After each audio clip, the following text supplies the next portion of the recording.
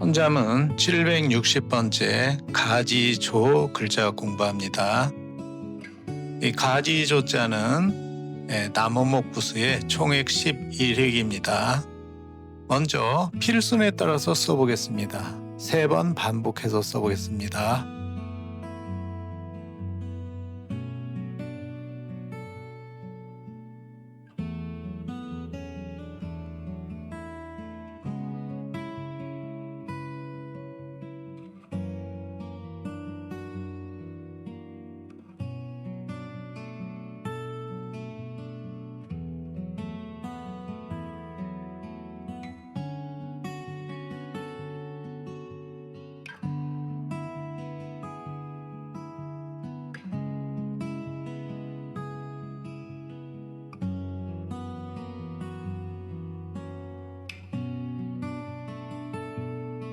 가지조자의 글자의 구성을 보겠습니다.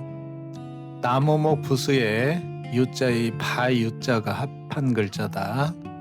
이 바유자는요, 원래 이게 회초리를 뜻하는 말이라고 합니다. 이게 이제 왼쪽에 사람인 부수에 맨 오른쪽은 이게 이제 칠복자인데 등글을문이라고도 하고요. 칠복자인데 이제 치다, 때리다 이런 뜻이에요. 그래서 이제 원래 회초리를 뜻하는 글자, 원래 그렇게 기원이 그랬다고 합니다. 그래서 이제 나무목을 붙여서 회초리도 이제 옛날에는 대부분 다 나무니까요. 나무목자를 특히 붙여서 이제 나무가지를 그래서 이제 곁가지, 작은 나무가지 뭐 이런 뜻에서 출발을 해가지고 가지가 이제 원래 본가지에서 나오는 거죠. 그래서 이제 가닥, 그다음에 맥락, 그다음에 이제 조리법규의 뜻도 큰 뭐 예를 들어서 헌법이 있다, 아니면 법률이 있다. 그러면 이제 거기에서 나오는 조문, 조례 이런 걸 주로 나타내는 말입니다. 가지조자가 쓰이는 예를 한번 보겠습니다. 많이 쓰이는 글자이기 때문에 예는 5개를 보겠습니다. 자, 첫 번째는 조약. 이 약자는 맺을 약자죠. 그래서 조약, 조문으로 맺은 약속이다. 문서에 의한 국가 간의 약속이다. 그 다음에 조건. 자, 이거는 건자는 물건건 또는 사건건이라고 많이 하죠. 그래서 사건 같은 거를 나타낼 때 주로 쓰는 글자죠. 그래서 조건, 그러면 이제 어떤 제한이죠. 제한, 약속할 경우에 붙이는 제한. 그 다음에 조리, 리자는 다스릴 리자죠. 근데 이제 다스리다라는 뜻보다는 까닭, 이치의 뜻으로 가장 많이 쓰이죠. 그래서 조리 그러면 앞뒤가 맞고 체계가 서는 갈피다.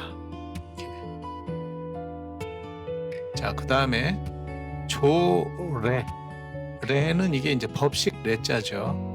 그래서 조항을 쫓아서 이루어진 법령.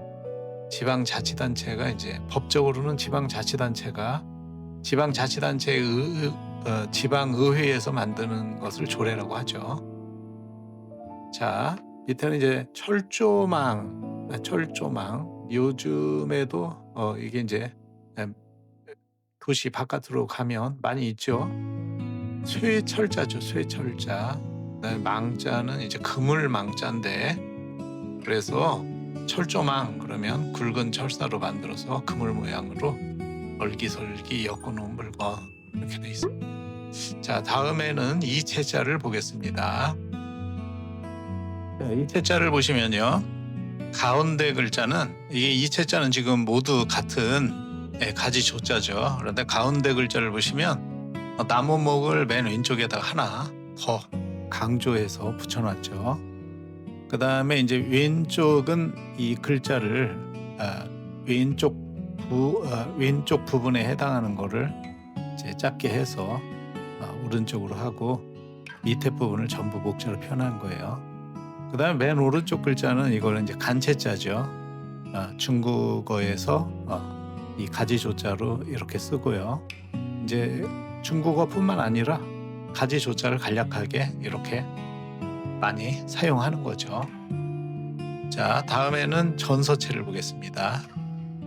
자, 전서체 글자를 보시면은요, 이게 글자의 오른쪽 부분에 맨 위에 보면 이 칠복자, 등 그롤문이나 칠복이나 사실 같은 거예요.